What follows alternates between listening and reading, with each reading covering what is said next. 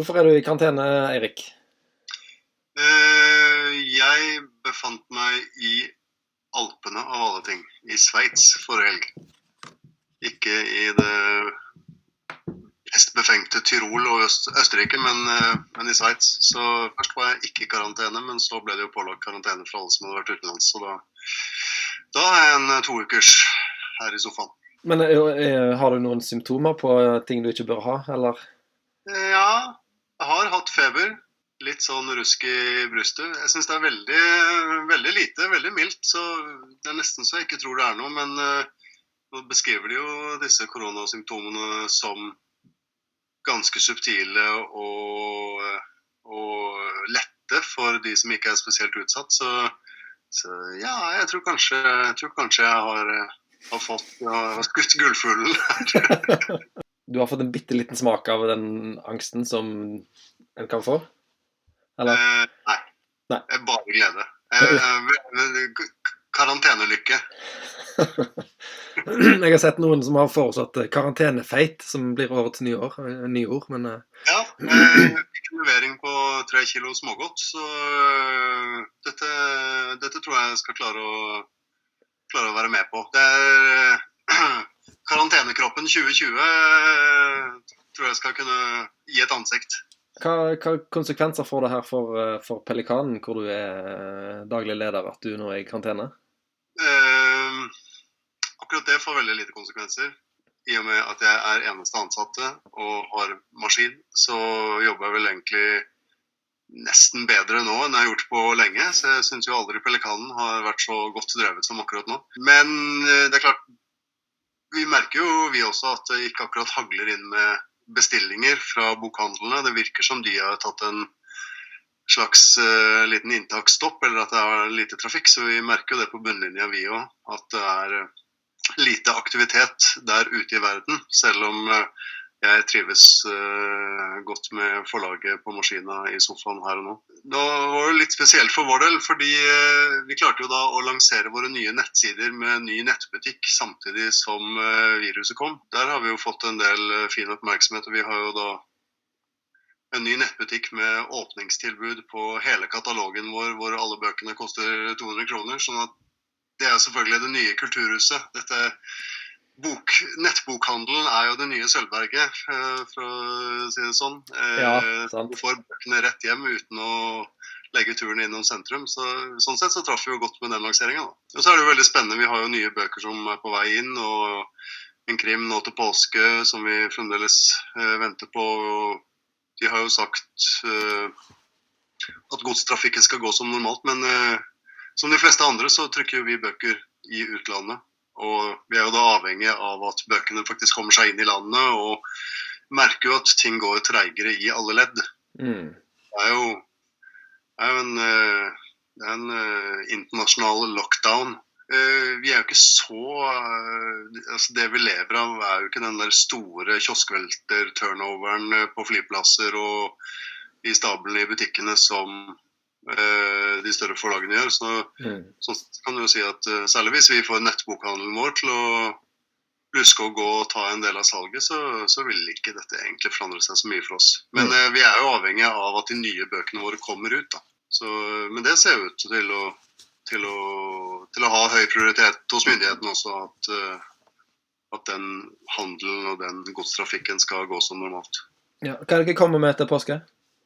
Du, vi er jo ikke akkurat det folk forbinder med det typiske krimforlaget, men vi har nå hatt en tradisjon de siste 4 årene på at vi har gitt ut en krim i året, og det har vært til påske. Og så har vi hatt en trilogi hvor siste bind kommer nå. Det er en bok som heter Slugger. Det er svenske forfatteren Martin Holmén som skriver litt sånn rått, hardkokt og historisk fra 30-tallet Stockholm. Så det var om en homofil, rølpete eks-bokser som heter Harry Kvisten, som han kalles, som da slår fra seg i 30-tallet Stockholm. Og der hadde vi første bok som het Clinch, og så Nede fortelling, og nå Slugger. Du skjønner boksetema her. Ja. De er veldig bra og veldig morsomme også som historiske dokumenter, så å si. Altså, den historiske skildringen der er også veldig bra, i tillegg til at de er spennende og litt sånn klassisk hardkokt i formen. Og så er det jo litt morsomt, synes vi da, med altså, den typen hardkokt krim er jo ikke den som først og fremst er kjent for å ha homofile protagonister, og her har vi i tillegg en litt sånn brutal, maskulin type. Så det er en herlig annerledes krim. Ja, for jeg mener å ha lest eller sett i en dokumentar for lenge siden at de politiske frontene i 30-tallet i Sverige var ganske steile. Ja, altså det er veldig klart, spesielt i den siste boka her, da det har bygd seg opp gjennom de 2 første bøkene. De er jo avsluttende, men de følger jo samme person og et tidsforløp utover på 30-tallet, og det er den gryende nazismen da, og brunskjortene i Sverige og Stockholm som blir tydeligere og tydeligere opp gjennom denne serien. Og i denne siste boka så er de rett og slett selve hovedplottet, altså det vår helt Kvist dukker opp i er gjengoppgjør mellom bydeler i Stockholm, hvor noen har gått i kompaniskap med både politiet, som er fascistoide i seg selv, og nazister med våpenimport fra Nazi-Tyskland til en gjeng i Stockholm. Så disse veldig steile frontene med gatekamper mellom kommunister og nazister og så videre er veldig tydelig i denne boka. Så som sagt, det er en veldig mye spennende historie i denne serien, også som han skildrer veldig godt. Han er historielærer og en veldig god formidler, Martin Holmén. Altså, jeg ringte til deg i går fordi at du skulle jo egentlig denne uka her snakke med Dag Solstad. Ja, nå på det hadde jeg gledet meg til i flere måneder nå. Ja. Det blir det ikke nå. Og der er det jo nok å snakke om. Ja. Man får Dag Solstad til å snakke. Folk har jo hatt ulikt hell med det før, men det hadde sikkert gått fint. Ja, jeg tror man må være forberedt på å ha en del å si selv. Ja, et deltagende intervju. Ja. Jeg er litt nysgjerrig på hva du tenker om den siste boka hans.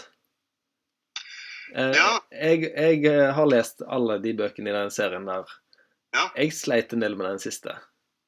Ja. Selv om jeg ser han har fått veldig god kritikk. Jeg hadde jo tenkt å snakke en del om døden da. Ja. Rett og slett. Og kriser. Det som nå har jeg gått tilbake og lest om igjen de 2 første, altså for de som ikke har det helt klart for seg. Det begynner med 17. Nei, det begynner ikke med 17. Nei, det begynner med 11. roman, bok 18. Ja. Første i en dobbeltpocket, og så 17. roman, en god del år senere, og så da denne roman 2019 i fjor. Og der er det jo Bjørn Hansen som, altså, egentlig overraskende nok, som nå ender opp som en slags sånn serie, del av forfatterskapet til Dag Solstad, hvor Bjørn Hansen dukker opp for 3. gang nå, og det da finnes 3 bøker om denne her mannen som er kemner på Kongsberg, og som velger å sette seg i rullestol, rett og slett. Det såkalte hans store ikke. Det jeg kanskje synes, altså, det ble litt overrasket over, egentlig. Jeg hadde glemt en del når jeg gikk tilbake og leste de første bøkene nå. Og det jeg ble litt overrasket over er for eksempel hvor liten del av bøkene dette at han gjør dette store valget og setter seg ned i rullestol egentlig er. Ja. Og i hvor stor grad han egentlig ikke mener det spesielt alvorlig i begynnelsen. Altså dette var en lek, han og denne narkomane legevennen han har på Kongsberg,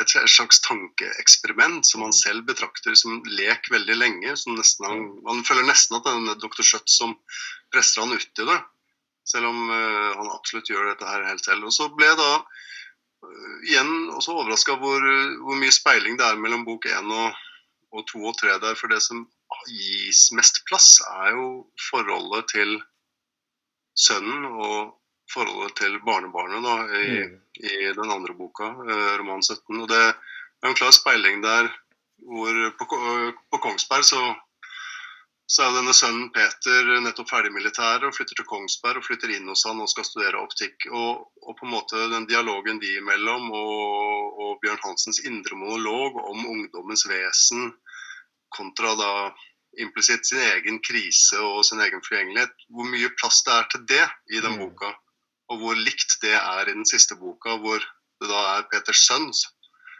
altså han barnebarn som kommer til Oslo for å studere og tar inn på hybel hos sin farfar, og hvor likt dette egentlig er, hvor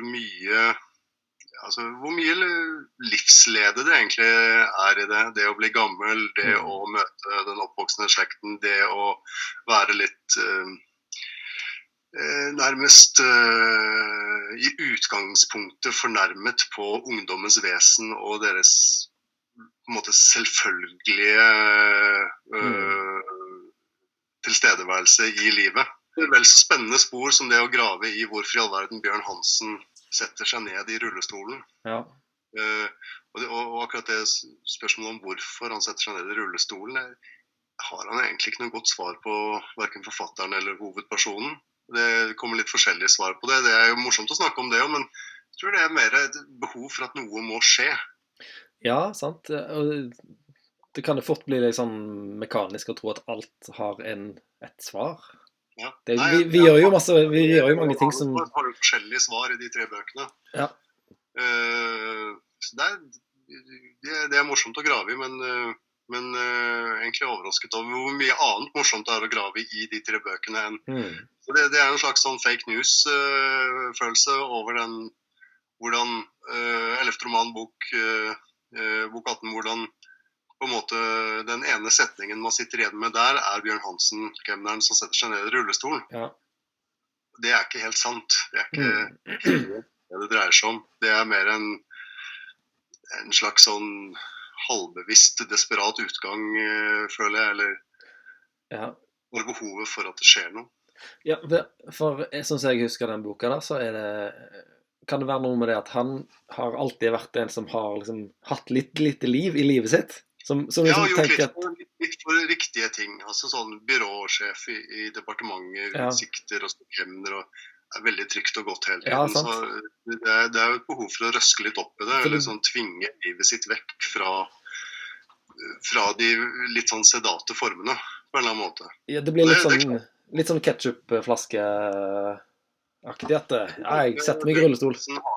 Aller beste når han etter å ha sluppet ut fra Ullersmo kretsfengsel, sitter på kafé på Grønland og i Oslo og snakker med tidligere venner fra innvandrermiljøet i fengselet.